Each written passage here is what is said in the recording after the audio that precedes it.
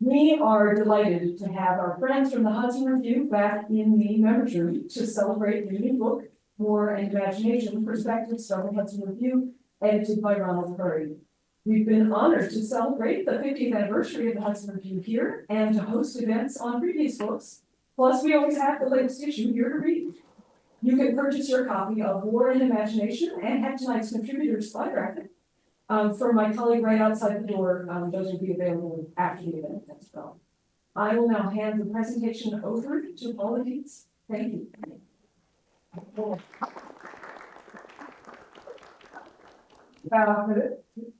Wonderful to see everyone. But to begin with, the Hudson Review are extremely grateful to the New York Society Library, both its head librarian, Carolyn Waters, where are you?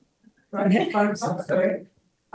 which we love the fact that she calls herself the head librarian. It's a library. And I'm a librarian. And our events director is just both of us, Sayer Holliday. But they've offered us for many occasions, as she said, the members room. And it's really become for us a kind of public forum for all of our literary ventures. So we're very appreciative of that. It's been a great time over the years.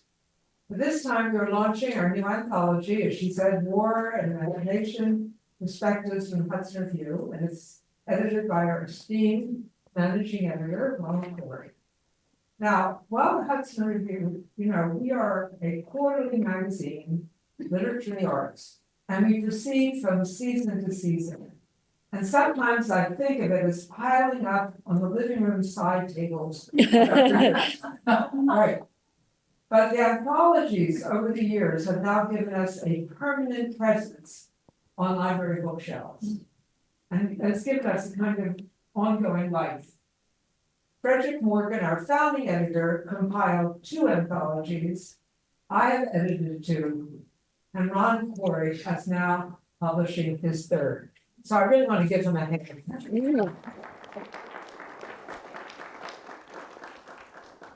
When I've told people about this subject, they usually remark to me, "Oh, you mean war poems?" I mean, I think they assumed it was war poems remembering the great British poets of World War I.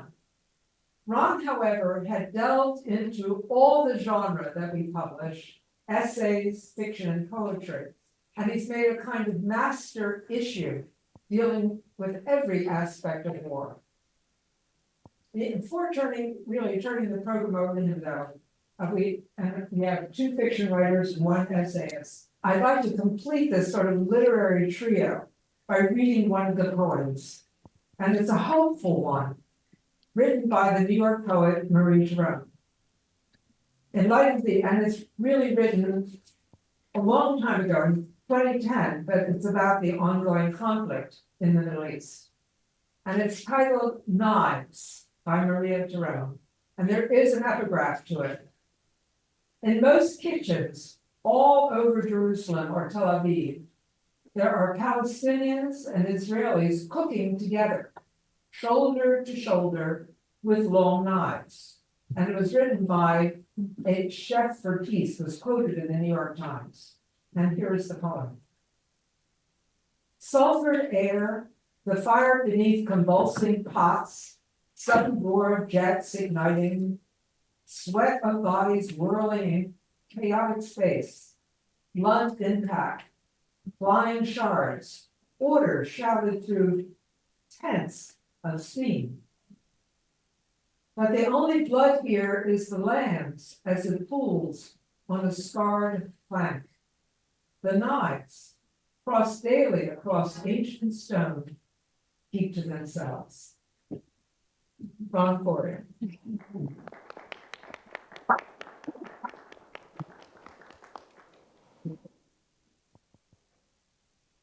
Thank you, Paul. When I first started this book project a few years ago, I could not have foreseen that war would become such a hot topic. In fact, all-consuming news. I should have heeded Winston Churchill's words, namely, the story of the human race is war. Except for brief and precarious interludes, there has never been peace in the world, and before history began, murderous strife was universal and unending.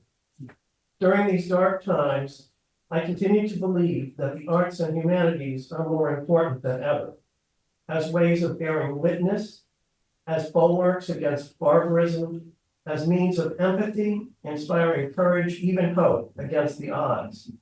The essays, memoirs, poems, and short stories from 40 years of the Hudson Review that make up War and Imagination are just such invaluable testimonials. I'm truly fortunate in having David Mason's thoughtful introduction to the book and in having such talented individuals and friends with whom I work as editor Kelly Valensky, publicist Jackson Adams, and so many others at Syracuse University Press, my publisher.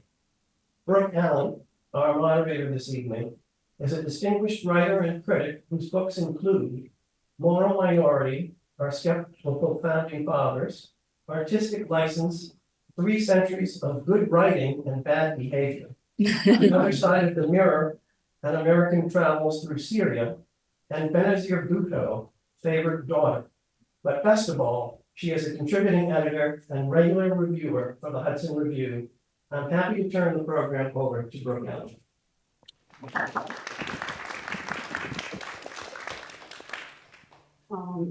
Hello, as David Mason,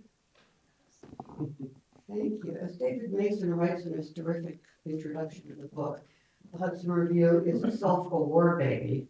It was launched in 1948 and at a time when the concentration camps and Stalingrad, the Battle of Britain, and Hiroshima were very, very recent occurrences, and that right at the forefront of everybody's memory. 2 of the founders, Frederick Morgan and Joseph Bennett, served in uniform in World War II. And the Cambodian Diary by Joseph Bennett, which is in this collection. Ron Koury has called it a foundation.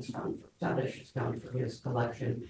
It's a incredible portrait of a sort of oddly idyllic and distant country before the wars hit it, before the Khmer Rouge, before Pol Pot, before the American bombs. The piece was published in 1971, and it's one of the great travel and war pieces I've ever read, certainly.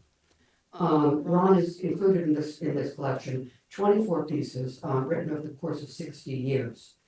There were essays, poems, stories, translations, letters, criticism, and a 1968 editorial by Frederick Morgan, written at a time 20 years into the launching of the Hudson Review, when, as he put it, they were in the thick of an odious and unjust war.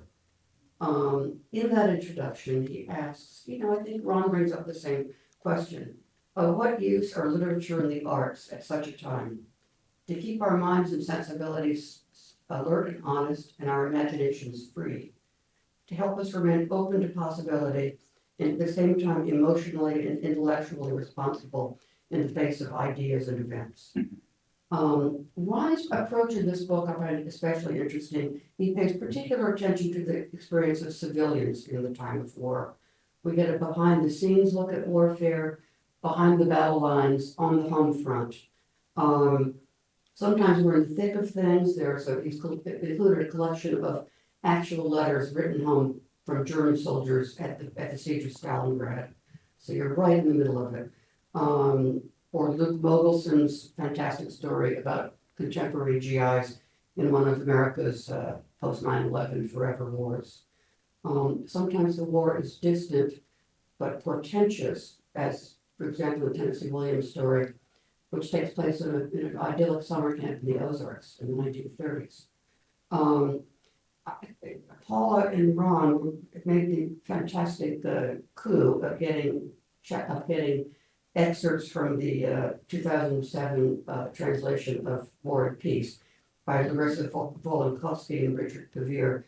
Fabulous. And in those excerpts, we see the Napoleonic Wars both at home when Natasha goes to the ball for the first time and on the front lines in the war. We see the suffering of civilians. Asako Serizawa's story Allegiance shows Japan in 1945. Lara Prescott's contemporary story, Lara's going to be reading from it, Those Who Burn is another case of this. And I think as Ron pointed out, the moment we're living in makes Ron's anthology especially important. Every time we go home, we're all gonna go home tonight, turn on the TV and we don't see political, foolishness. We'll be seeing things from Gaza, Lebanon, Ukraine. The sufferings of civilians this time around are front and center in our understandings of these wars. So this book could hardly appear at a more opportune moment, more appropriate moment for the kind of things we're all thinking about right now. I think we'll find a lot of things of interest in there. So the first writer on the right, we're introduced as the fiction writer Cary Holladay, here on our right. Cary was born in Richmond, Virginia, and she grew up in Virginia and Pennsylvania. She graduated from the College of William and Mary and got an MA from Penn State, where she studied with John Balaban, among others. He also is a contributor to this volume. She's the author of 8 volumes of fiction, including The Deer in the Mirror, The Quick Change Artist, The Palace of Wasted Footsteps, and Horse People, which includes the story in this anthology, The Bridge. She is the recipient of an O. Henry Prize and a fellowship from the NEA. Her short stories have appeared in a remarkable number of periodicals, including not only the Hudson Review, but the Oxford American, Tin House, Virginia Quarterly, Kenyon Review, Georgia Review, Los Angeles Review, the Prairie Schooner, the Sewanee Review, and many others. She's an emeritus professor of English at the University of Memphis, where she served as director of the Creative Writing Program, and she's currently on the faculty of the low residency MFA at Converse University. She lives with her husband, the poet and fiction writer John Bensko, in Rapidan, Virginia, where her Civil War story, The Bridge, is set. Cary.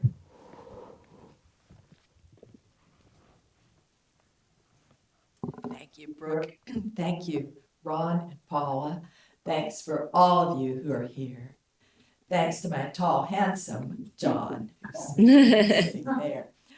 This is a civilian story, The Bridge, and I'll just read a very, very short 2-page excerpt from it. These are Virginia farmers in 1861. The war has begun. Mary Jane Fenton has recently lost a child. Her husband, Henry Fenton, is a farmer and a miller.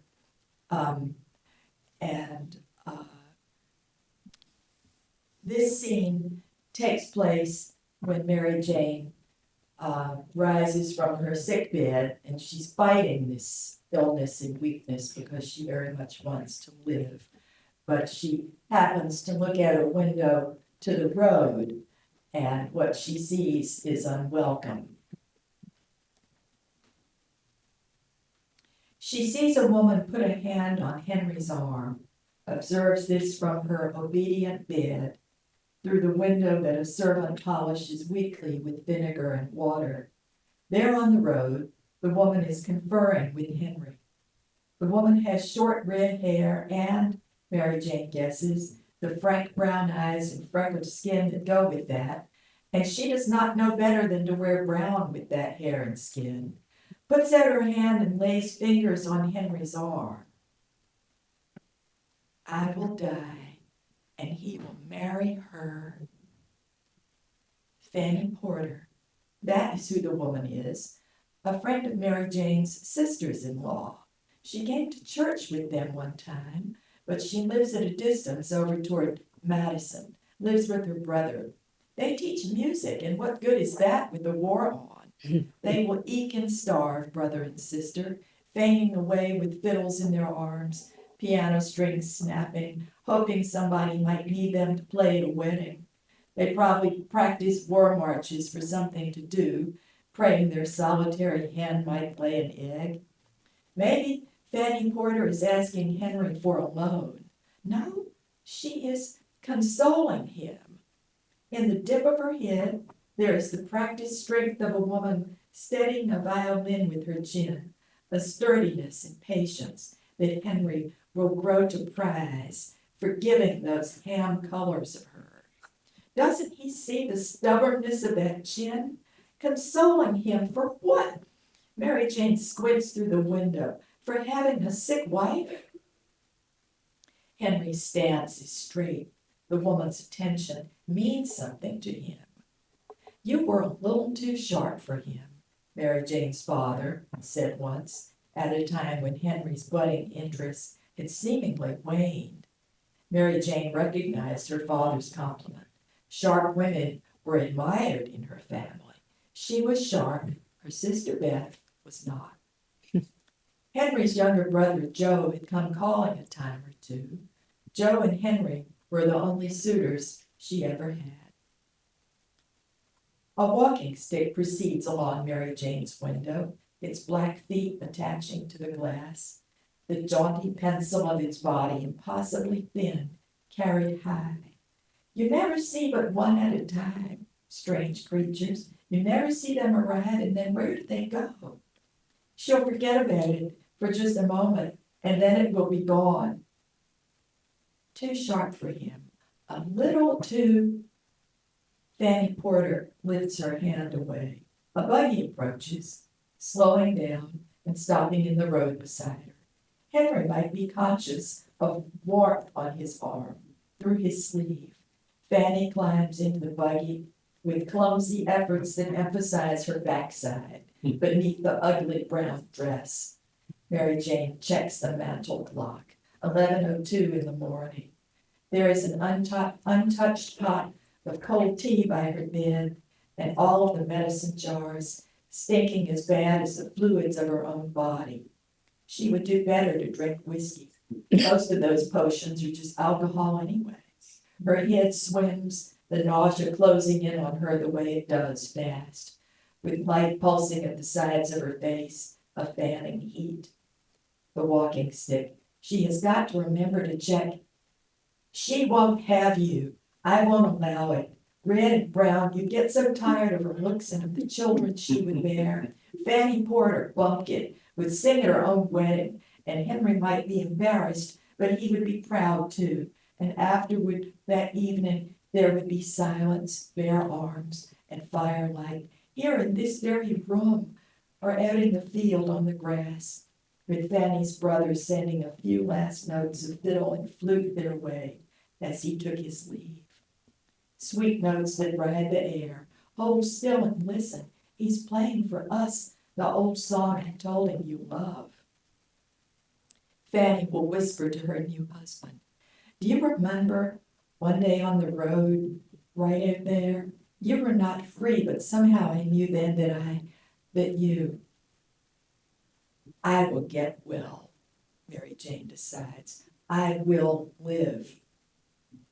Lady Fair, Henry used to say, catching her hair in his mouth. Thank you.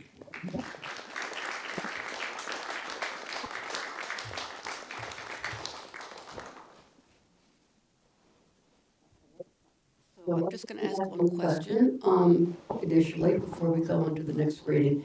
As I mentioned before when I talked to you, my family is also from Virginia, and we're of a similar generation. And when I was growing up in the 60s and 70s, it seemed to me that the Civil War was a very recent memory still.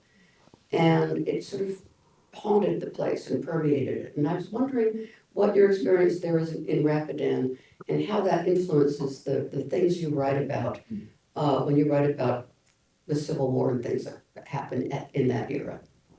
It still feels like they just left. And we dig up lead bullets in the vegetable garden. Just the other day, a man asked to relic hunt. And we actually keep that for ourselves. And with the political tensions, it seems worse now than it probably was then, just because now it's distilled. And I won't even go into all that. But the history does seem so very recent, and a lot of the same families are still there. The geography, much of it is unchanged. I just went on a bird walk. Any other birders in here? Oh, yes! The bird walk at Cedar Mountain Battlefield we didn't see all that many birds, because when you get a group of birders together, we're all talking and everything. But there was a history expert there pointing out different things that had happened during the battle, and they've preserved the land and the big mountain. John and I drive by it every day on Route 15, but there is that sense that the ghosts are still there. The story is still happening. So much more to discuss. I'm gonna turn now to Marilyn Nelson. Marilyn was born in Cleveland, Ohio. As she tells us in her fascinating essay, Aborigine in the Citadel, her father was an officer in the Air Force, and she grew up on military bases throughout the United States. Her mother was a teacher and a pianist. She earned her bachelor's degree from UC Davis, an MA from the University of Pennsylvania, and a PhD from the University of Minnesota. She was an English professor at the University of Connecticut for many years and was Poet Laureate of Connecticut from 2001 to 2006. Her books include For the Body, The Home Place, The Fields of Praise, My Seneca Village, and How I Discovered Poetry. And of course, she's written others as well. Her many honors include 2 NEA fellowships, a Fulbright Fellowship, the Poets Award, the Coretta Scott King Book Award, 2 Pushcart Prizes, and the Frost Medal from the Poetry Society of America. And she has been a National Book Award finalist 3 times, twice for poetry and once in the category of young people's literature. She's going to read from her essay about what it was like teaching poetry and meditation at West Point to West Point cadets. Very, very interesting. Thank you.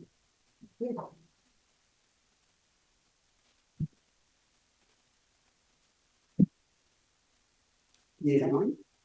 No, I think you got. I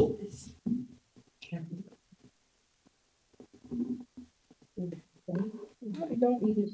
I'm okay, really. Just don't trust.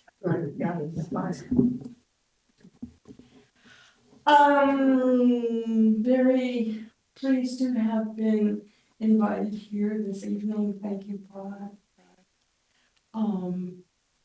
Librarians, fellow writers. I thought I would read the last 2 pages of my little essay, which describes a semester at West Point in the spring of the year 2000. So it was a major turning point in many ways for me. I'm just going to read the last couple of pages and without too much of an introduction, I think. So, the one piece of introduction, I was invited to teach a poetry writing course at West Point, and at the same time, I received a fellowship on teaching meditation. It was a fellowship to teach students to meditate. So when I told the colonel, who was the head of the English department at West Point, that I had this other fellowship and what should I do? And he said, bring it to the cadets, teach them to meditate. So that's what my essay is about. So this is the end of it. The essay, my essay is mostly quotes from students' meditation journals. So I'm starting here. Reading these meditation journals, I feel like a parent watching her child learn to ride a bike. Mm-hmm. So here I am, a fat, old, dreadlocked black lady poet in a world in which everyone is young, everyone is jogging around, perpetually in training. A world in which students and faculty are told which uniform they must wear and what they must teach and learn. An academic world in which many of the teachers have seen combat. A world in which cooperation and camaraderie are literally life-saving values. A world in which people seriously, without irony, refer to the art of war. A world of individuals dedicated to serving our nation. Sometimes I have to pinch myself, remembering how I fell out of my patriotic dream in high school when we studied the history of the Panama Canal, remembering my participation in marches against the war in Vietnam, my regular donations to the Fellowship of Reconciliation. I grew up believing in this country, in its dream. Yet the older I grow, the firmer my conviction that the American dream has devolved into the planet-eating nightmare of multinational corporations. Would I be willing to kill or to die for Microsoft? Yet I hold the conviction that peacekeeping is a noble calling. Of the 28 cadets in my classes this semester, several have jumped from airplanes. 2 plan to fly helicopters. 1 wants to be an astronaut. But most of them say they're not sure why they have stayed at West Point beyond the 2-year point of no return. They are 3rd and 4th year students now and are therefore committed to at least 5 years in the Army after graduation. Most of them say they don't necessarily plan to have military careers. They are English majors. What they really want to do is read and write. Yet, apparently lacking the cynicism of my normal students, they seem more idealistic and ironically more innocent. They are as willing to put themselves on the line in their poems as they are to try new meditative techniques. Some of them are writing pretty good sonnets, experimenting with slant rhyme and split rhyme. I read their poems, delighting in the growing facility with which they are learning to use the tools and respecting the emotional risks they are willing to take in order to speak their truths. I hope that by teaching these 28 cadets how to find and hold interior quiet, I am giving them the wherewithal of wise conflict resolution.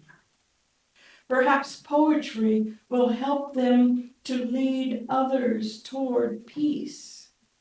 There are, after all, precedents, warrior poets.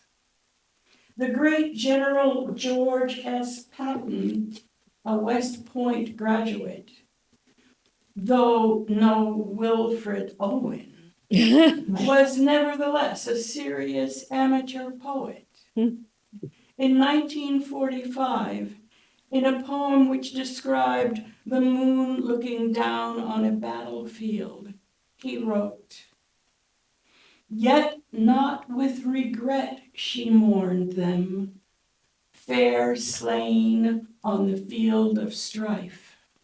Fools only lament the hero who gives for faith his life.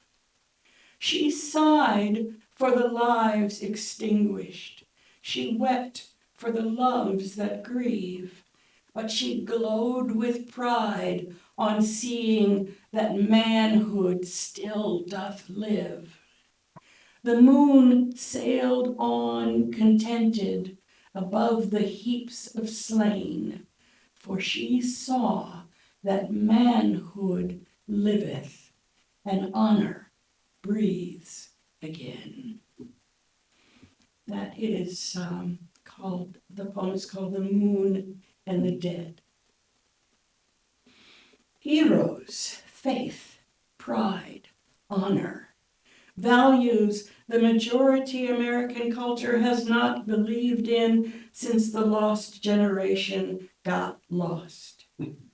No one believes in those values anymore, we say, except right-wing religious fanatics and fools. But who distributes food in famine? Who delivers disaster relief? Who goes when we need to send someone into strife? Although it has not altered my congenital pacifism, working with West Point cadets has allowed me to see our military almost as I did when I was a child, proud of my father's uniform. To see soldiers not as uniformed, muscle-bound G.I. Joe skinheads, but as volunteer firefighters willing to enter a heat-blinding inferno to rescue a terrified child still clutching the burnt match.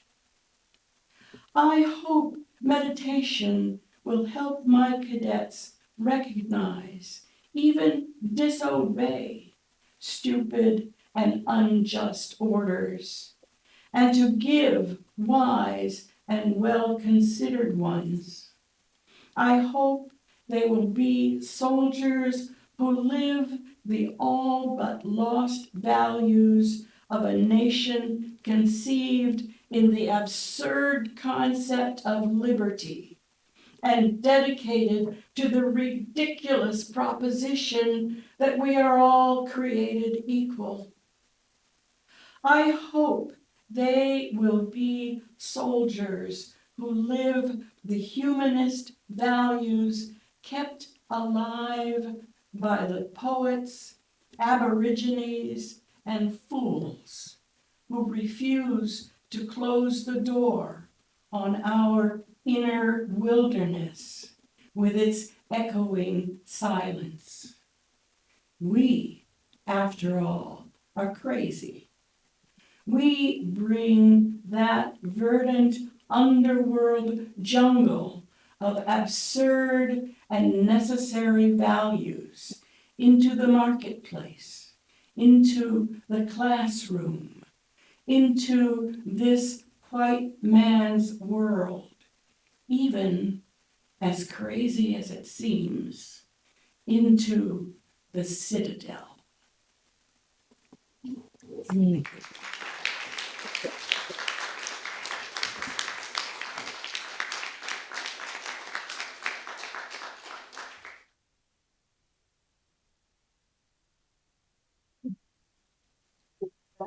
Fabulous, and you answered the question I was going to ask you. So I'm going to ask you another one, which is something I found very interesting.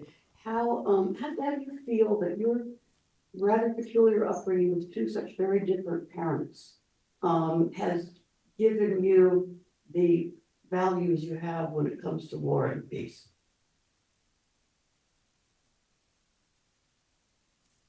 Well, it's a, oh. Well, that's a fine question. I'm not quite sure how to approach it since my mother supported, well, let's start with my father. My father was there to be a peacekeeper. And the military people I grew up with were not warmongers, they were peacekeepers. peacekeepers, they thought of themselves as keeping things still, as keeping things safe. And my mother sacrificed a lot to support my father's commitment to that. It meant leaving a home pretty much every year. He got transferred and she had to pack up the piano and move someplace that nobody in the family had ever been. And yet I think she did it with a great deal of pride and understanding that the commitment my father had made to the military was not only a commitment to the nation, but also this was in the 50s and 60s, was also a commitment to civil rights and equality. And on the base, my father was an officer, and so every place he went, white men had to salute him. And I know that meant a great deal to both of my parents, that my father represented possibilities that were not very often seen in this country. And so for us children growing up in that, it meant that we grew up also with a great deal of optimism and hope about the country. That's so great, it comes through in the piece. Thank you, that's wonderful. Yes, now we will turn to Lara Prescott. Lara was born in Pittsburgh and grew up in nearby Greensburg, Pennsylvania. She earned her bachelor's degree from American University and her MFA from the Michener Center for Writers at the University of Texas. She was an environmental and animal rights activist and worked as a political campaign consultant and digital communications consultant before turning to writing full-time. Her debut novel, The Secrets We Keep, was published in 2019 and has been published now in 30 countries. It tells the story of, I don't know if I can pronounce the name, of Olga Vsevolodovna, who was the lover of Boris Pasternak. And she was the inspiration for his character Lara in Dr. Zhivago. And it was a favorite book of Lara's mother, so she named her after the character. And she writes of this Olga in a 1950s CIA plot to smuggle Pasternak's banned novel into the Soviet Union in a bid to win over hearts and minds. This book was a New York Times bestseller and a Reese Witherspoon book club pick. Lara lives now with her family in New Hampshire. All right, thank you.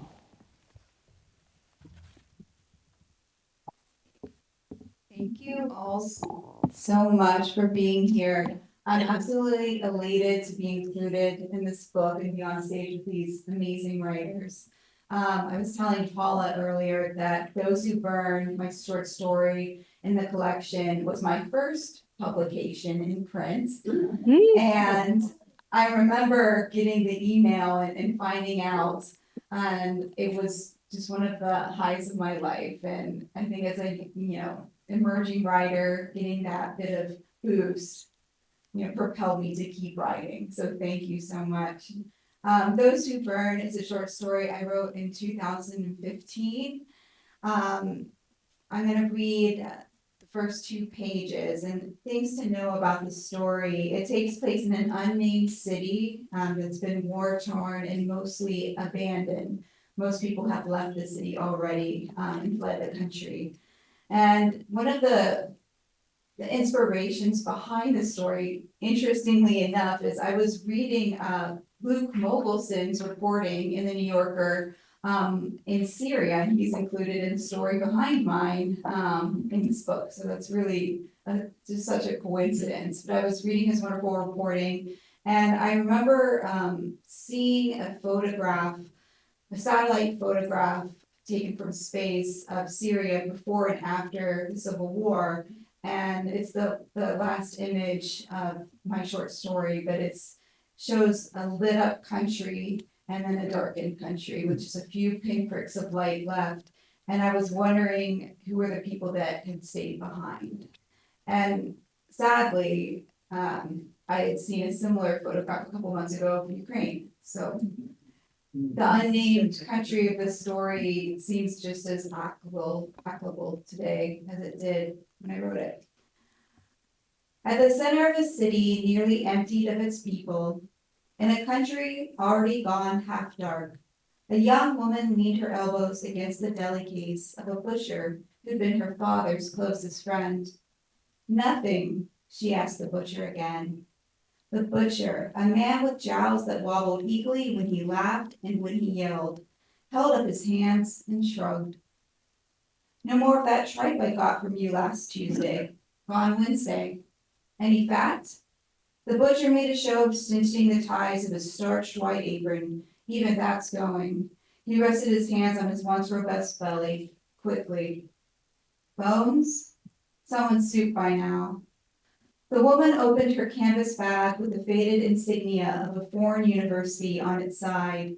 She removed her wallet. Any rations? She asked, her voice a whisper, her gaze on the wallet, not the butcher. I'd have given them to you, Yara. She put her wallet away. Tomorrow, maybe. Roddy reached for a rag on the hook behind the counter and started buffing an invisible spot on the deli case. If I were a betting man, I wouldn't take those odds. Why then? He hung the rag back on his hook. Why what? Why open your doors if you have nothing left to sell? Roddy stared at the counter. The silence hung. On the bright side, he looked down the front of his apron, then up at Yara. Have you ever seen a butcher's apron so white? Yara turned to the two large windows at the shop's front. The early evening sunlight reflected off broken glass scattered on the sidewalk next to a bus stop. A man wearing a makeshift camouflage uniform poked his head out of a doorway across the street. He looked left and right, then ran in a zigzag across the empty office building that used to house an insurance company. Yara watched, puzzled.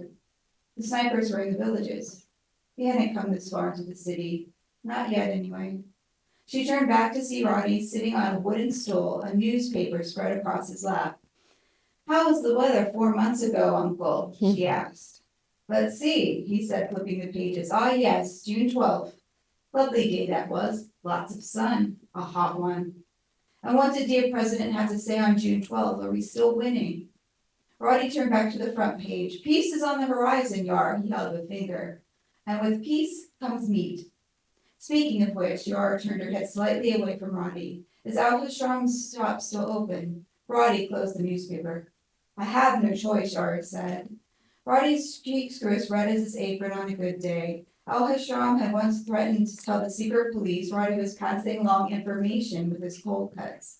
I know you have no choice. He sighed like a bellows. If your father were alive. The thought made Yara's chest tighten. Her father had been dead just over a year. 2 years earlier, she had arrived home from a class to a message her roommate had written on the chalkboard in their kitchen. Call your father. You have a father?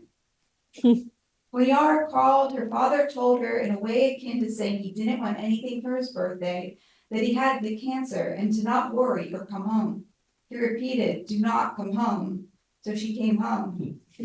She told her roommate she'd be back next semester, that she'd see her in the spring. It wasn't until she was in the deserted baggage claim of an airport in which the departures greatly outnumbered their arrivals that Yara realized just how impossible that would be.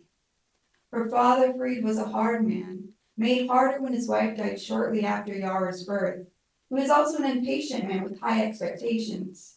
He would accept nothing but the best from his only child. The day Yara received her acceptance letter to a university 2 plane rides away was the only time she ever heard him say he was proud. So when she knocked on the door of the apartment she grew up in, Yara expected her father to tell her to get back on those 2 planes and return to school. Instead, he answered and stood back for a moment, silent. When he finally embraced her, Yara could feel the bones in his back, how the top of his head felt like peach fuzz. You came, he said, pressing his face against her shoulder. You came. But alas, Roddy continued, his face now back to its olive hue. Alström's butcher shop is closed. He's long gone. Gone, Yara asked. Not that gone.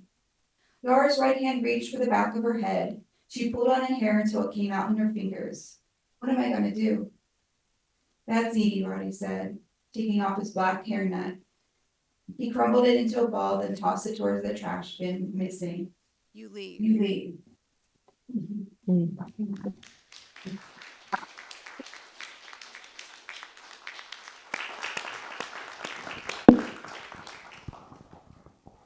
Just a question, It's a major decision you made in that story to keep the city anonymous. And I was wondering why you decided that and what you expect your readers what their experience will be with that decision. Yeah, I was talking to Paula about this earlier, and I think the story does ask readers to fill in the blanks, and it asks maybe a lot of the reader to imagine or whatever first comes to mind when they're thinking about it.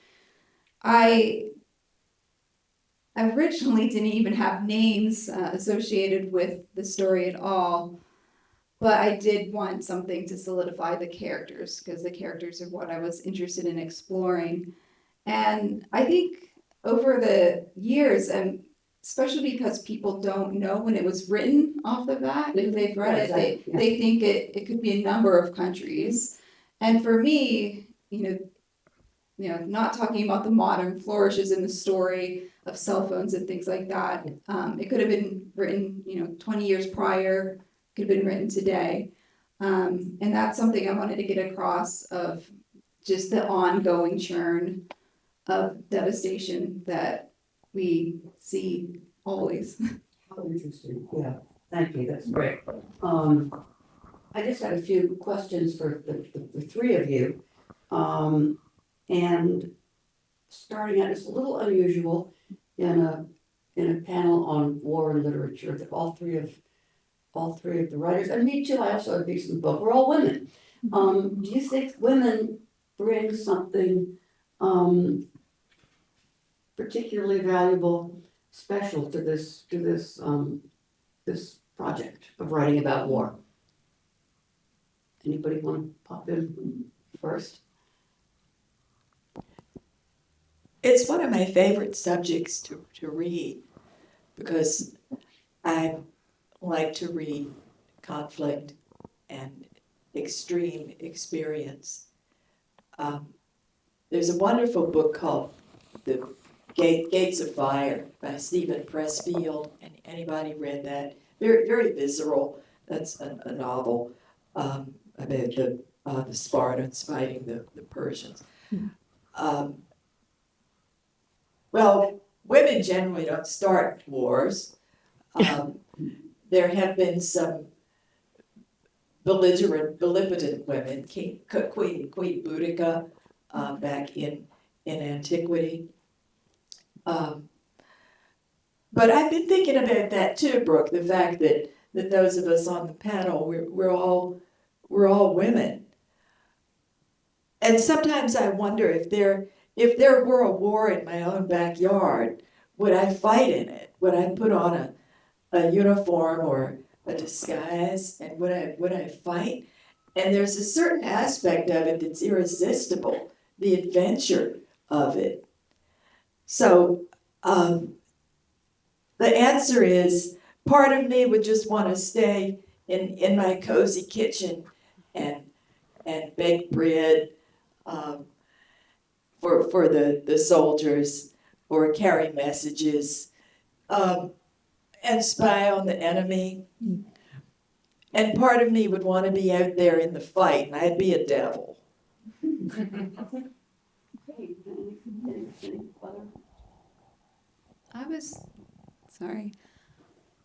I don't think I'm cognizant of this when I set out to write a story or anything, but I do tend to write about conflict and war. My novel's about the Cold War. My new novel I'm writing is about a conflict in 1600s New England, and I just tend to gravitate towards the women's point of view.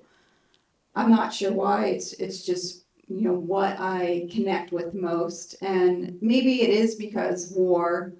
The ones that suffer most in war are women and children, and that's been the case through any conflict. They become casualties, and something that is often uncounted of the terrible things they have suffered. But I don't know. I don't know if they bring maybe the untold parts of war to the forefront as a woman. Yeah, I think, it's true, and I think that's in terms of what Ron was trying to achieve with this collection, it's important. Marilyn, what are your thoughts on the subject? Well, I did have a thought a minute ago, but it just left. You don't have to. No, it was good. It was a good thought. I know what it was. I just last night online purchased a ticket to a new opera that is being premiered by the Metropolitan. And I don't remember the name of it, but the composer is a woman. And the opera is about a woman who I think is a soldier, but is somehow wounded or damaged and has to be transferred to drone warfare, which introduces a completely new way of envisioning warfare. Men have been traditionally the ones who made war because it requires physical strength, physical fortitude. You have to be able to wear the armor and carry it. You have to be able to carry the weapons. And some women, it just was not the sort of thing that a female could easily do. We read about women passing as male, but it's not an easy thing. But now we have a new way of killing people. And it doesn't require physical strength. And I can only imagine that, I'm sorry to think that this is a possibility, but I think it is, to be imagining a world of war in which women play, I hate to say this, but in which women play equal roles. If the way of going to war changes to that extent, that you can sit in an office in Washington, D.C. and control a drone that's flying on the other side of the planet, then everything changes. And I keep saying, I'm sorry to see this, I'm sorry to say this, but I imagine this is probably in the future of our lifetimes. So, yeah. Well, so yes, so women will have a different relationship to warfare. I think, I think the time has come to open it up to general questions, or I had one more I was gonna ask, but I. Okay. Very good. It is good, and I've got a question that I wanted to ask you all, and I think Marilyn touched on it in her initial, when she was talking earlier, but it's a question I think that it sort of pops to mind when reading all of your work, is how would each of you define, heroism?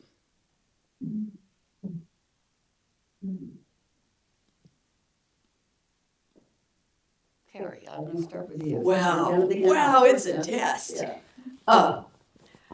I think heroism is somehow being true to the highest ideals, and of course the commandment, "Thou shalt not kill." So how do you reconcile that in a situation of war? You can be a conscientious objector.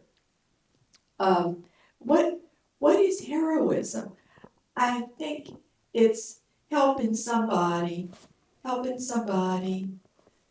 at a risk to yourself. And that includes helping animals. It's just horrible in the history of wars how many horses and mules and oxen have died. And they don't generally get the credit for the human lives that have been lost. But I think it is trying to help people, trying to save people. Lara? Well, I think that for me, when I think of heroes, it doesn't have to be necessarily a live or die moment, but often it is someone who selflessly puts themselves out there to help someone else. And this is really corny, but I'm from Western Pennsylvania and I love Mr. Rogers, and there's that quote of you seeing something, explain to your children when you see something horrible, a war, something on the news, and he says to look for the helpers. And I always think of those people, the people that, you don't know how you're going to react when something happens. And you could be someone who springs into action like these helpers, or you could be someone who runs away. And I think in that moment, those people become heroes. And it's usually what I think of. I like Mr. Rogers too. Marilyn, I think you touched on some of these topics in your reading, in your talk, but if you wanted to expand some more, it's very interesting. I'm not sure what I've said earlier, but I will say The young people going into the burning room, these people that you're teaching, you're giving them meditation and poetry. right, Yeah. right. Meditation, I think meditation is an invaluable tool for people who are going to face this kind of violence, because it teaches selflessness. And that you said that word selfless. And I really believe that heroism has to do with selflessness. It has to do with putting other people's or another person's welfare ahead of one's own. And if it goes to the farthest limit of giving one's life for one's fellow, then that's the highest heroism. But it doesn't have to go that far. But I really think it has to do with making one's own well-being less valuable than the well-being of one's fellows. I guess. Great, thank you. Thank you. Oh, that's great. I wonder if we would have had a few different answers if there had been male people on the panel, but we won't know. But I'd love to open it up to questions. Elizabeth? Your comments on heroism strike me. I don't know the extent of the. Duck up. I don't know the extent of the book, how far back in time this war touches. So, but I recently been All the way back to Alcibiades. Okay, I've recently been reading. I've recently been reading The Odyssey again, and also a really fantastic book called Travels with Herodotus, and the part about the Persians invading Macedonia or somewhere. I don't think heroism had this meaning back then with war of people, of men in war. It was, I don't think that they, I mean, there probably maybe some examples of people, of some warrior sacrificing himself for another person, but I think, I mean, is it true that that kind of heroism that you describe is common through the earlier centuries?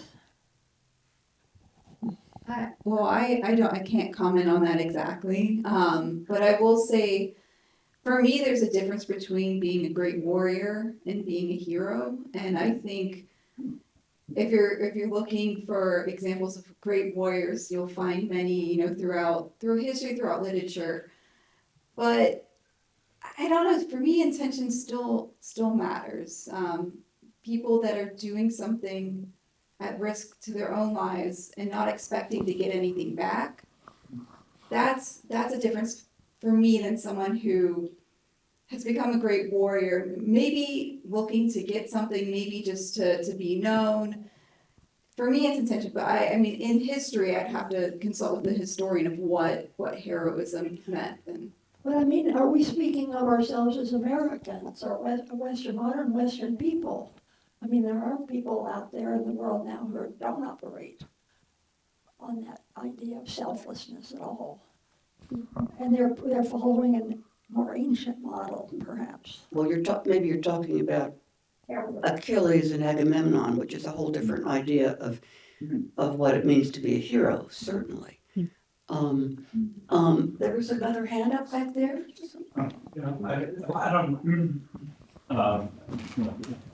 I don't know if Ron is fair game for the questions, but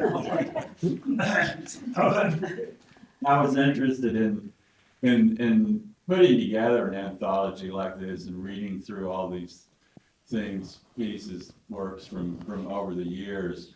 If you sort of came to any realizations, surprises, or anything like that about the relationship between war and imagination, that there were things in these works that where you made discoveries that you might not have thought of before about that relationship.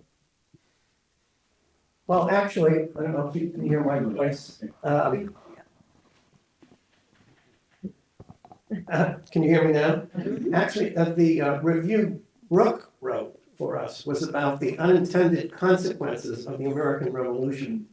And that was full of surprises, for instance. But I don't know, there were so many jewels and so many rewards that, anyway, I could go down the list. So. Read the book.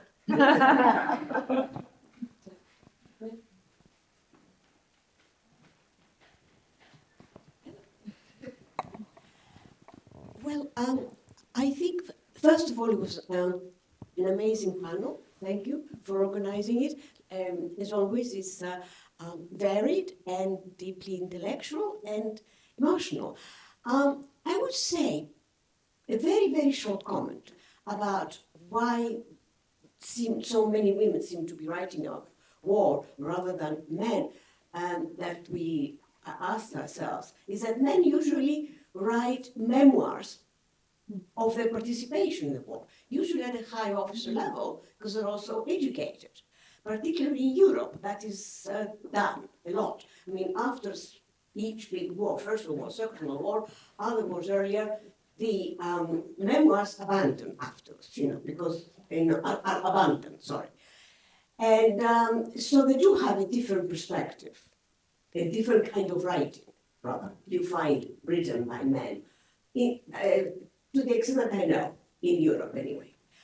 As for honor, I agree that our perception, and I agree totally what you said about honor, all of you ladies. However, it is a 20th century, if maybe a 19th century value as society has evolved.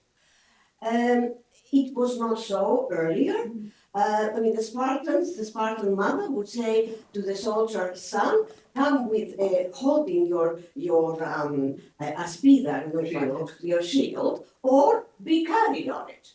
So that was the honor. Also, we seem to have to, we should differentiate between wars of defense and wars of aggression. Now, wars of aggression, we call it this nowadays. In the past, they were not necessarily war of aggression. They saw it as interaction. But if a war is ideologically based, like Joan of Arc, she actually led a whole nation. Of course, she was too successful, and at the time that was not accepted. She should have done it in guise. Anyway, thank you though. About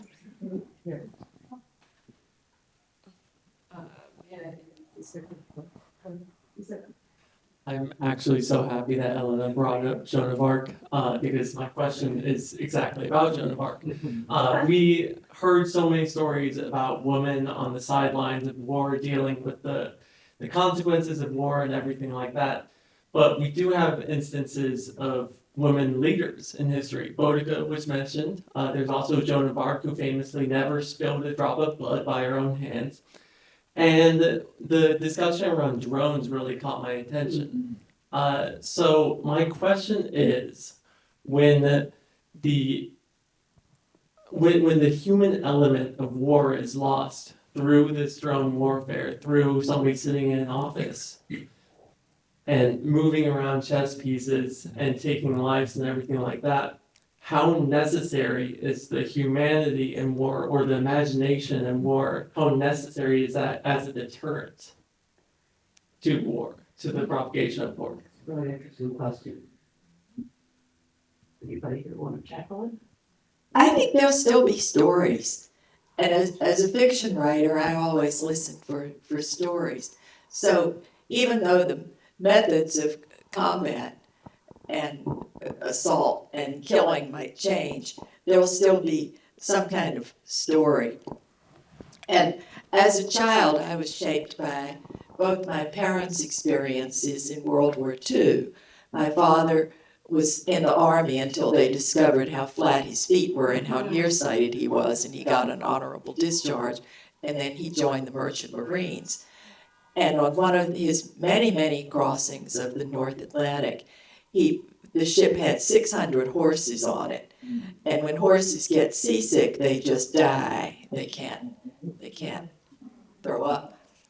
And he was heartbroken to just see all those horses just swept overboard. He was a farm boy, and he could tell they were old from the teeth.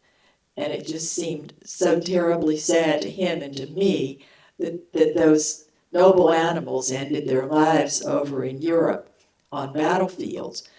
And they were bound for Belorussia by way of Poland. So when they got to Poland and they were unloading in Gdansk, I believe, he said that the sailors unloading the animals were real rough because there was a lot of enmity between the Poles and the Belarusians. And he was so upset, he went to his commander and got them to stop and to unload the animals properly. That's heroism. And I was also moved by my mother's story. As a teenager, she worked in a telegraph office, making people minimize the number of words they needed for messages. And she described running barefoot through the streets of Richmond late at night to get home, barefoot so she could move more quickly. And that has stayed with me too. I'll just quickly talk about drones because it's one of my interests and something I've done some research for a novel that's in the drawer right now, but maybe will come back up again. I interviewed someone who didn't tell me but told me he's a drone operator for the Air Force. And I think the question of how do we use humanity and use stories to deter war from happening is exactly what those in charge don't want to do. I mean, these people that are pressing the buttons, he told me at first he thinks about it. Now he doesn't think about it. And it's just go, button, coordinate. And it's the absentee of stories, the absentee of humanity that allows this type of warfare to be fought. There's been studies, though. I think there's a series of checks before they actually bomb or shoot the missiles, where there's people that have eyes on the ground, and then there's the people above, like monitoring what the drone is seeing, and then they kind of have to confer and then go. And a lot of times women are the people that have to kind of say, yes, confirm. And there's an interview, I think it was in the New York Times a while ago, about these women suffering greatly of being that person, that checks and balances that person, and just going to deep depressions about it. So the humanity is there. Whether or not governments want that is another matter. This is great. Thank you so much, all of you. You've given me a lot of food for thought. I'm going to reread all this stuff, and you've been a wonderful panel. Thank you. Thank you.